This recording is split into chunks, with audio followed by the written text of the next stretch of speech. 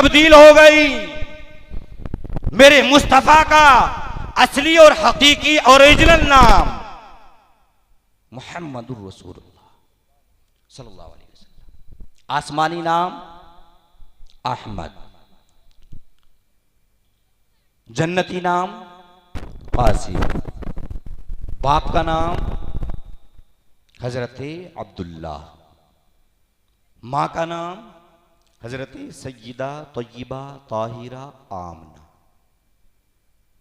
नाना का नाम वहब, नानी का नाम बर्रा बिनते उज़्ज़ा। अब इन नामों को जहन में रखिए, फिर सुनिए मेरी गुफ्तगू। हजरत अब्दुल मुत्तलिब को अल्लाह तबारक व तआला ने 18 बच्चे बच्चियां अता फरमाई। कितने? जरा मोहब्बत से बोले, इतनी हल्के से पुलिस आ जाएगी। हाँ, अपने बच्चों को मुस्तफा की खानदान कुनबे परिवार के नाम सिखाया करो। लेकिन तुम हो साहब न्यूज चैनल देखेंगे, टेलीविजन पर, मोबाइल पर, फेसबुक, व्हाट्सएप, ट्विटर, मैसेंजर, यूं अपना वक्त हम जाया करते हैं। रात में बैठकर उर्दू या हिंदी या अंग्रेजी या अरबी जुबान में किताब खरीदें, सीरत रसूल अकरम, सीरत मुस्तफ़ा, बेटियों के लिए जन्नती जेवर किताब, और फिर रोजाना एक पेज, एक सफा आप खुद भी सुने, अपनी बेटियों को भी सुनाएं। तब मुस्तफा की सीरत को ये पढ़ेंगी, मुस्तफा के कौलो फेल को पढ़ेंगी, मुस्तफा के उठने बैठने जागने को अपने जहनों दिमाग में बिठाएंगी, तो जिंदगियों में इनकलाब पैदा हो जाएगा। आज आवाज उठाई जा रही है मुसलमानों को नीस्त नाबूद कर दिया जाए। अबे नादान, ये तेरी सोच है। आज तो हम करोड़ों नहीं अरबों खरबों की तादाद में है। बदर के मैदान में जब हम 313 थे, हजारों का मुकाबला किया था, फिर मुस्तफा ने खजूर की छाल को टहनियों को सहाबा के हाथ में क्या दिया? ये सहाबा कुफार मुशरिकीन के सामने डट करके मुकाबला करते रहे, फिर अपनी जानों को पेश किया, अपने मालों को पेश किया और ये साबित किया मुस्तफा का गुलाम मर तो सकता है लेकिन सामने किसी के सर झुका नहीं सकता। ये तारीख हमारी रही है। आज हिंदुस्तान के हालात देखिए। यूक्रेन वो छोटा सा मुल्क, बहुत छोटा सा मुल्क यूक्रेन है। हिंदुस्तान आबादी के एतबार से दूसरे नंबर पर है। एक नंबर पर चीन आता है और कुछ दिनों के बाद हिंदुस्तान की तादाद इतनी कसरत से बढ़ती चली जा रही है, एक नंबर पर आ जाएगा।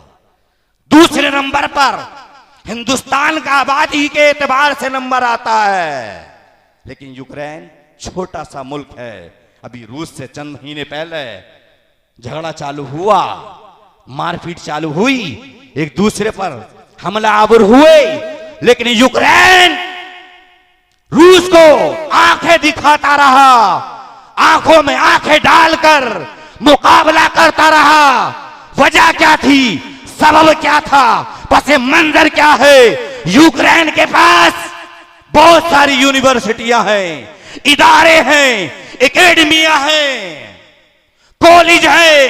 आज जरूरत है बेटियों के हाथ में बड़ा बड़ा मोबाइल देने की जरूरत नहीं है, बल्कि बेटियों के हाथ में कलम दे दो। जो आज से 1400 साल पहले मेरे मुस्तफा ने फरमाया था, खैरुकुम मन तअल्लमल कुराना व अल्लमा, कि तुम में बेहतर वो है जो कुरान सीखता है और सिखाता है। आज दुनिया कुर्सी के चक्कर में है। मेरे मुस्तफा ने आज से 1400 साल पहले हमें आयतल कुर्सी अता फरमा दी है। अजीजाने मिल्लत, लेकिन साहब बेटियों के पास मोबाइल, बेपर्दी, बेहयाई, बेगैरती, उरियानियत हमारे मुआशरे में, तभी तो इज्जतों के जनाजे निकल रहे हैं।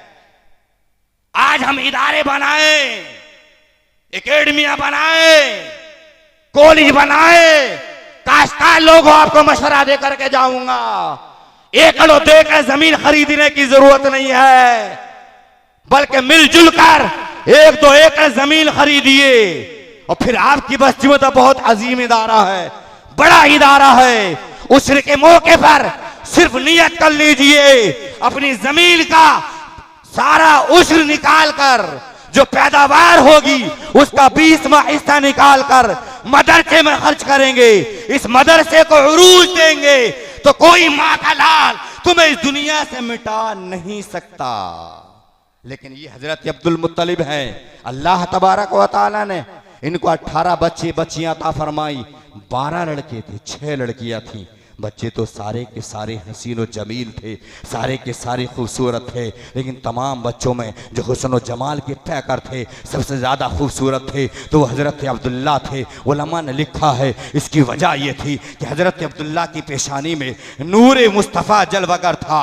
हुजूर के चचा का बयान है, जब मेरे भाई हज़रत अब्दुल्ला पैदा हुए तो मैंने अपने भाई को देखने के लिए कमरे में गया तो मैंने देखा अब्दुल्ला का चेहरा ऐसे चमक रहा था जैसे चांद और सूरज चमकते हैं। अजीज़ान मिल्लत, हजरत अब्दुल्ला बचपन के अय्याम गुजार का जवान होते हैं, जवानी की दहलीज पर पहुंचते हैं, मक्का के जिन गलियों से जा रहे हैं, मक्का के जिन कूचों से जा रहे हैं, मक्का के जिन बाजारों से जा रहे हैं, आवाज आती थी अस्सलामु अला नूरिल्लज़ी फी ज़हरिका या अब्दुल्ला, अब्दुल्ला आपको मुबारक हो, आपको बशारत हो और आप पर हमारा दुरूद व सलाम हो, और आपकी पेशानी में जो नूरे मुस्तफा है हमारा उस पर भी दुरूद व सलाम हो।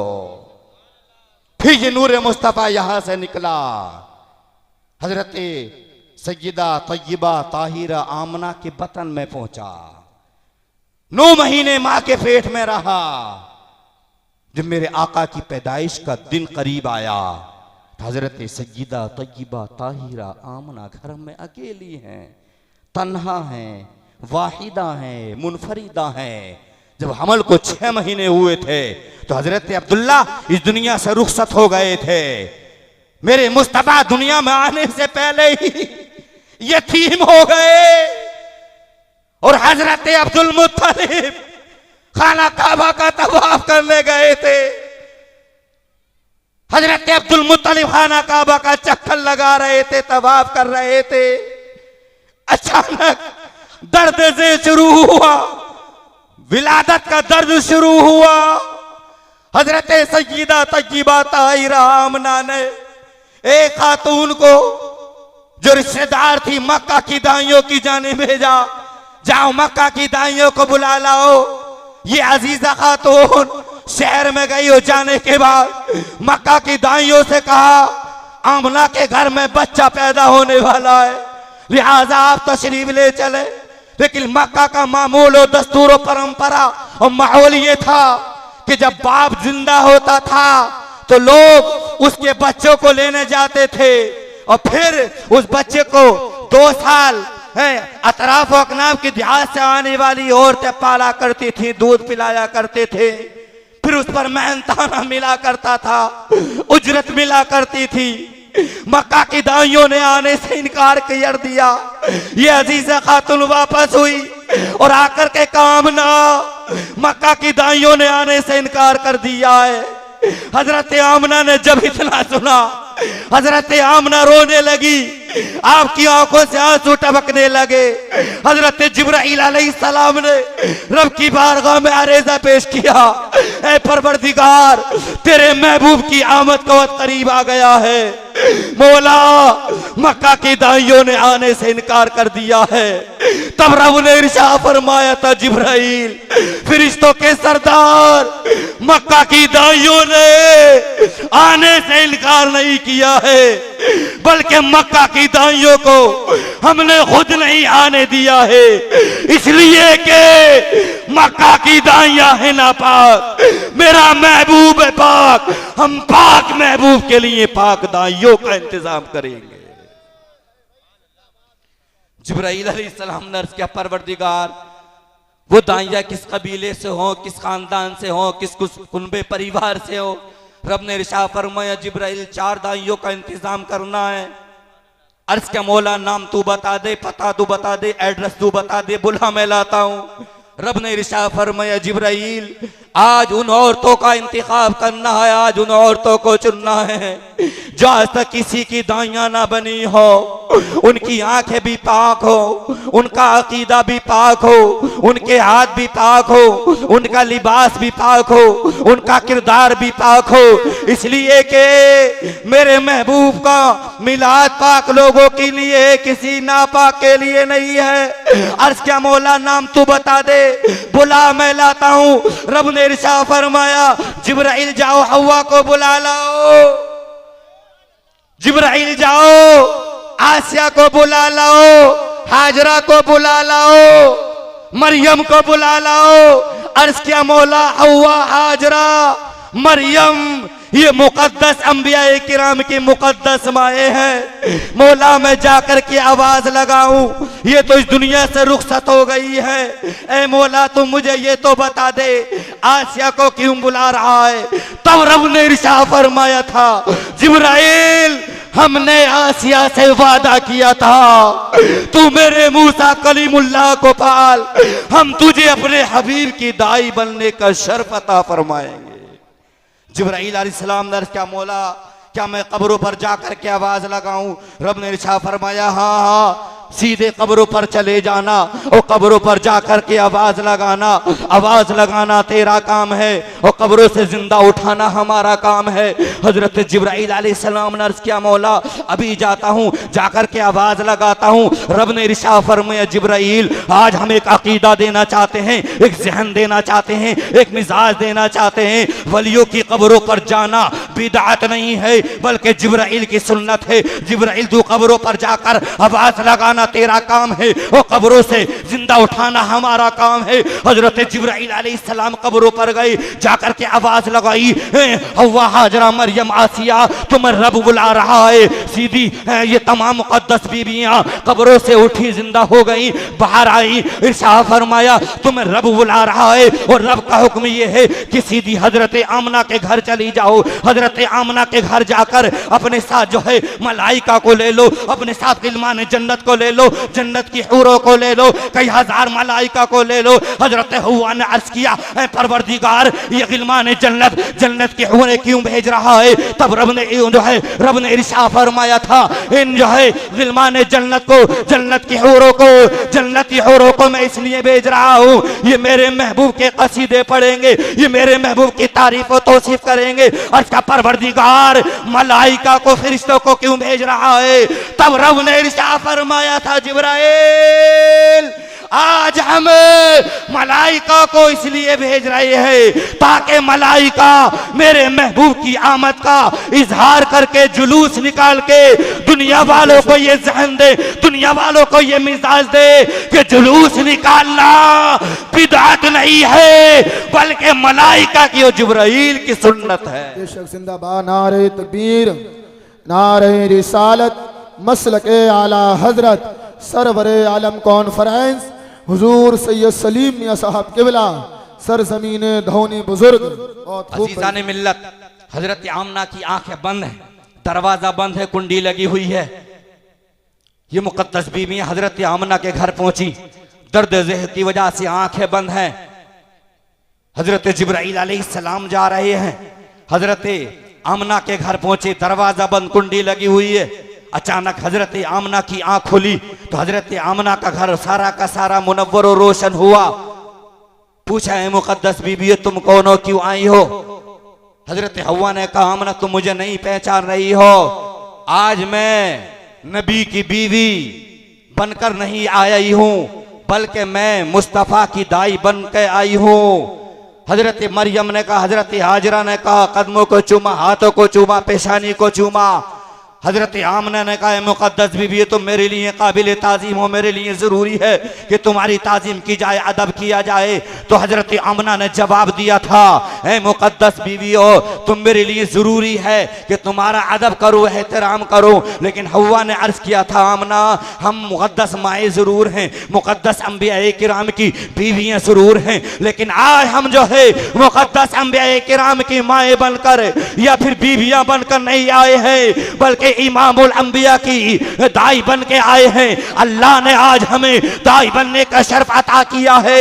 हजरत जिब्राइल अलैहिस्सलाम हजरत आमना के करीब हुए और करीब होने के बाद अर्ज किया, इज़हर या रसूल अल्लाह, इज़हर या मोहम्मद, या रसूल अल्लाह दुनिया में जलवागर हो जाइए, मुस्तफ़ा दुनिया में तशरीफ ले आइए। मुस्तफ़ा अपने माँ के शिकम से आ रहे हैं। आज मेरे और आपके घर में बच्चा पैदा होता है तो खून की धार निकलती है, लेकिन मुस्तफ़ा दुनिया में आ रहे हैं तो खून की धार नहीं निकल रही है, बल्कि नूर की शुआएं निकल रही है। बच्चा जिस बिस्तर पर पैदा हो, जिस चारपाई पर पैदा हो, जिस कमरे में पैदा हो, उस बेड को, उस बिस्तर को, उस चारपाई को, उस गद्दे को, उस चादर को, उस दरी को नापाक कर देता है।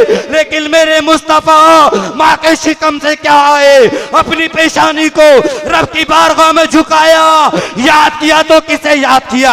हम गुनाहगार उम्मत को याद किया और रब की बारगाह में अरेजा पेश किया, अल्लाहुम्मा रब्बी अवले उम्मते, है परवरदिगार मेरी गुनाहगार उम्मत को मेरे हवाले फरमा। अंदाजा लगाएं, यूं तो मुस्तफ़ा 63 साल जिंदगी में एक एक लम्हा, एक एक साथ, एक एक दकीका हमें याद कर रहे, याद करते रहे, हमें याद करते रहे, हमारे लिए दुआएं करते रहे।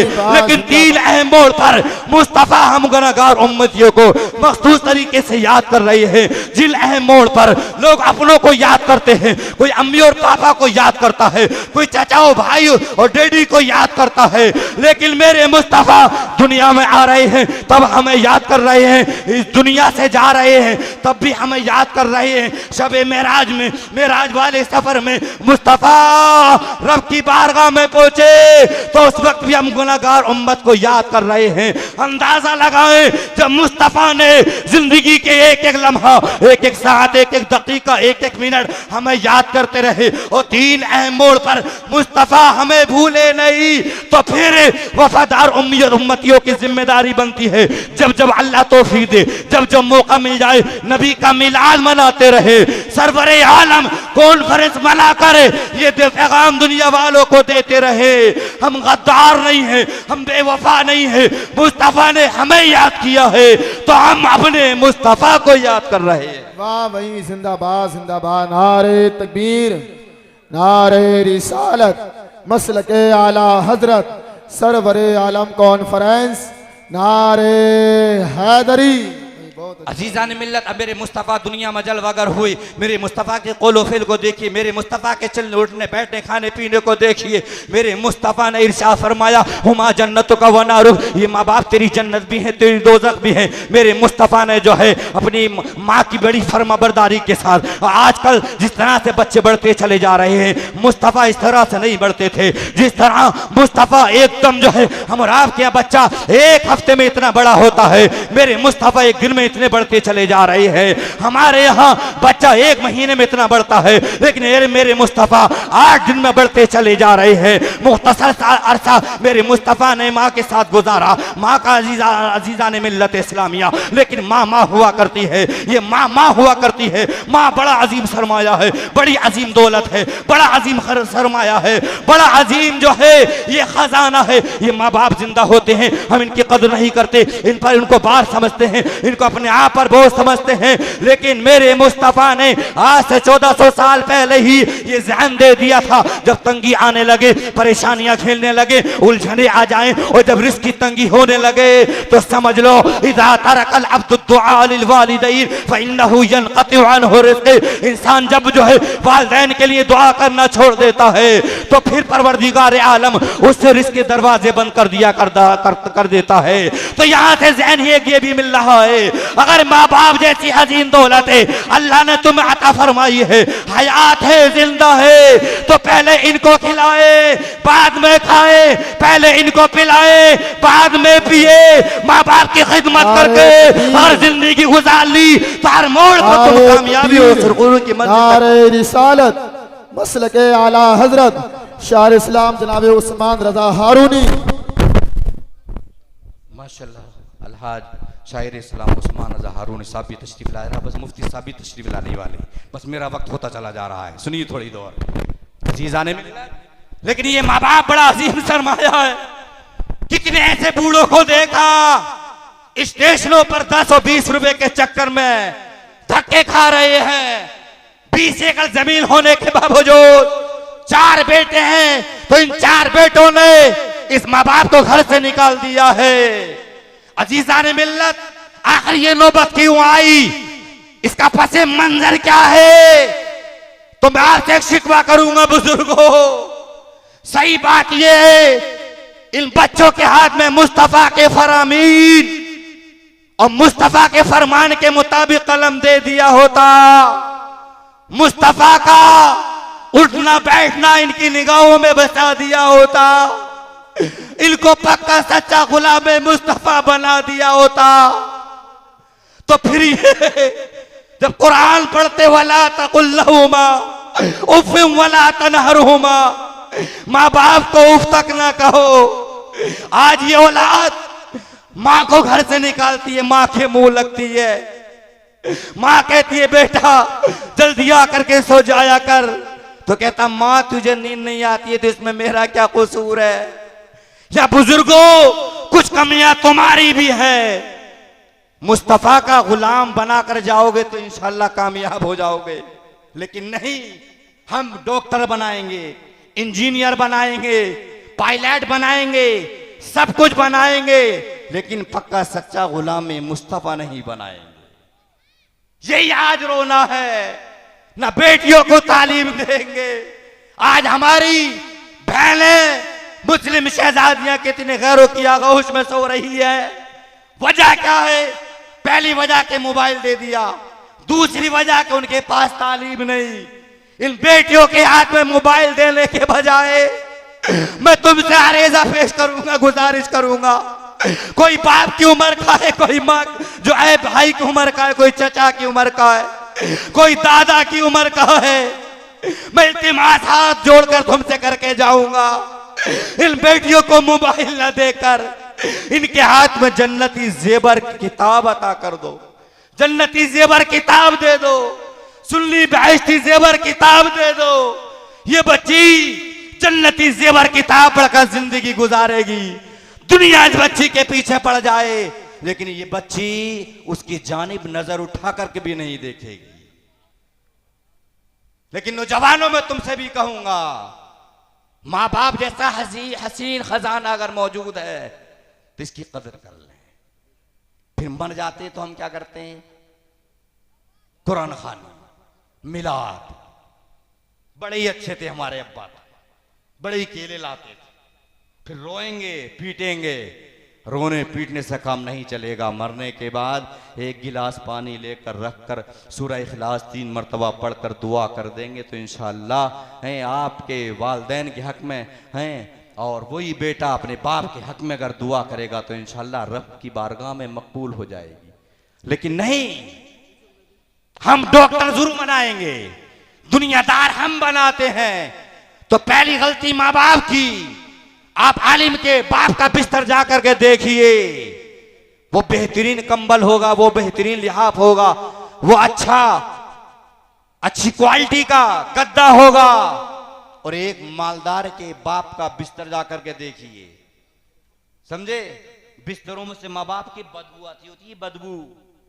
हैरत होती है इस कौम पर, ए कौम तुझे हुआ क्या है? तू तो वो थी कि जब किसी का रास्ते से तू गुजर जाती थे, गैरों के बच्चे रोते थे, चीखते थे, चिल्लाते थे, तो तेरा नाम लेकर उन बच्चों को, चीखते चिल्लाते बच्चों को छुपाया जाता था। बच्चों खामोश हो जाओ वरना तुम्हारी शिकायत मुसलमानों की जमात से कर दी जाएगी। ये हाल हमारा था। आज आवाज उठ रही, मस्जिदों को गिरा दो, मदरसों को बंद कर दो। अबे नादान, ये तेरी सोच होगी। अगर मुस्तफा का गुलाम पक्का सच्चा आज भी गुलामी का सबूत देकर जिंदगी गुजारेगा तो इंशाअल्लाह दुनिया से टकरा जाएगा, सर नहीं झुकाएगा। अजीजा ने मिल्लत, तो सबसे पहले माँ बाप अपने बच्चों का अच्छा नाम रखें, अच्छी तरबियत करें। हुजूर सल्लल्लाहु अलैहि वसल्लम की तरबियत हजरत अब्दुल मुत्तलिब ने फरमाई, जिसका बाप आज दुनिया से चला गया हो और जिसके दादा ने तरबियत की हो तो दादा की जिम्मेदारी बनती है। बाप हयात है तो बाप अच्छा नाम रखे, बाप रुखसत हो गया है तो दादा की जिम्मेदारी बनती है अच्छा नाम रखे, अच्छी तरबियत करे, अच्छी तालीम दिलाई, अच्छा हुनर सिखाए। यूं बच्चे खाली रोड पर घूमते रहते हैं, वो नशेड़ी बनते हैं, शराबी बनते हैं, जुआरी बनते हैं, मकार बनते हैं, बेहया बेगैरत बना करते हैं। लेकिन इन्हीं बच्चों को अगर मदरसों में भेजेंगे, यूनिवर्सिटी में दाखिला कराएंगे, इनको दुनियावी तालीम भी दिलाएं और सबसे पहले दीनी तालीम दिलाकर इनकी जिंदगी कामयाब बनाए तो इंशाअल्लाह ये बच्चा जब आलिम बनकर आएगा, कारी बनकर आएगा और फिर जब कारी बनेगा, आपके इलाके में ये मदरसा चलता है, जब यहाँ से बच्चा फारिग होकर के जाएगा लोग पूछेंगे ये रोशनी कहां से बनकर आई है, जवाब मिलेगा ये धावनी बुजुर्ग के सरजमीन से रोशनी बनकर आई है। कोई मुंबई में जाकर के रोशनी फैलाएगा, कोई रामपुर जाएगा, कोई बरेली जाएगा, कोई मुरादाबाद जाएगा और फिर आपकी नस्लों में इंशाअल्लाह दम बदम सुधार होता चला जाएगा।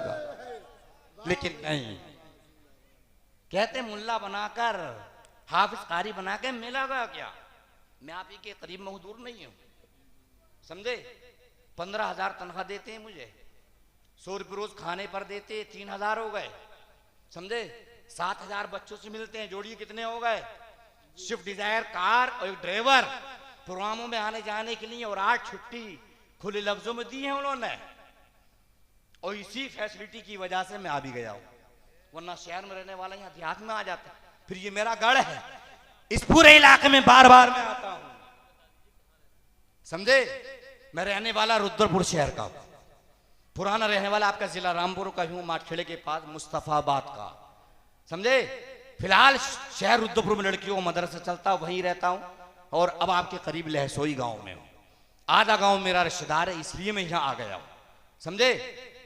बहरहाल इस इलाके में लोग बड़ी कदर की निगाह से देख रहे हैं, बुला रहे हैं, मैं जाता हूं, मौका मिल जाता है, समझे?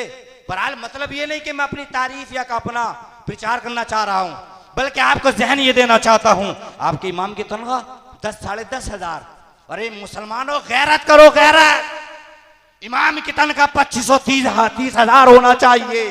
इन इमामों को अच्छी तनख्वाह दोगे तो इंशाअल्लाह ये दिल की गहराई से रात और दिन आपके बच्चों को पढ़ाएंगे। मेरा पूरा दिन ज़ोहर से लेकर इशा तक और इशा के बाद तफसीर बयान करता हूँ कुरान की, अरबी का कुरान रखकर उसका तर्जमा, तशरीह, शान नुज़ुल, उसी से मसाइल निकाल कर बयान करता हूँ, समझे?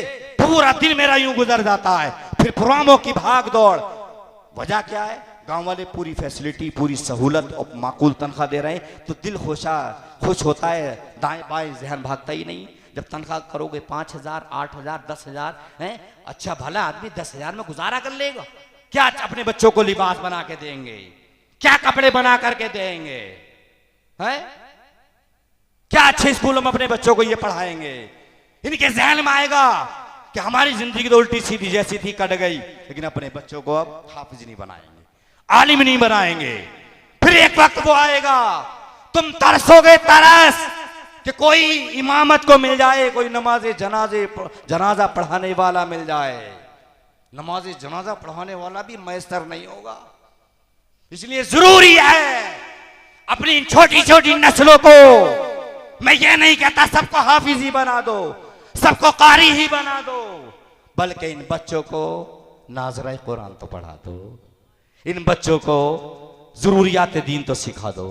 ये बच्चे जान जाएं कि खड़े होकर के खाना मना है, नंगे सर खाना मना है, लैट्रीन में, बैतुल खला में नंगे सर जाना मना है। ये बच्चे मस्जिद में जाएंगे, हैं, मस्जिद का अदब लिहाज करेंगे, सलीके से जाएंगे, लेकिन ये आएगा तब अच्छा इमाम रखकर, अच्छी तनख्वाह देकर, फिर अपनी नस्लों के भेजोगे। साहब स्कूल में बच्चे जाते हैं, अच्छी ड्रेस, अच्छा लिबास, सब कुछ अच्छा बस्ता, फिर बस, फिर रक्षा, सब कुछ, और मदरसे में आते हैं तो साहब मुंह भी धुला नहीं होता, उसके बल भी एक न एक जलता होता है। ये हालात हमारे, इस कौम को देखकर रोना आता है, इस कौम के हालात को देखकर अफसोस होता है। ये कौम यही वजह है कि तबाह होती चली जा रही है, ये कौम बर्बाद होती चली जा रही है। कामयाबी चाहते हो, सुरखरुई चाहते हो, इज्जत चाहते हो, नाम चाहते हो, तो फिर अल्लाह और रसूल के फरामीन पर अमल करके जिंदगी गुजार जाओ। नाम भी हो जाएगा, शोहरत भी मिल जाएगी ही, और फिर परवरदिगार की जन्नत तुम्हारे लिए बेचैनो बेकरार रहेगी।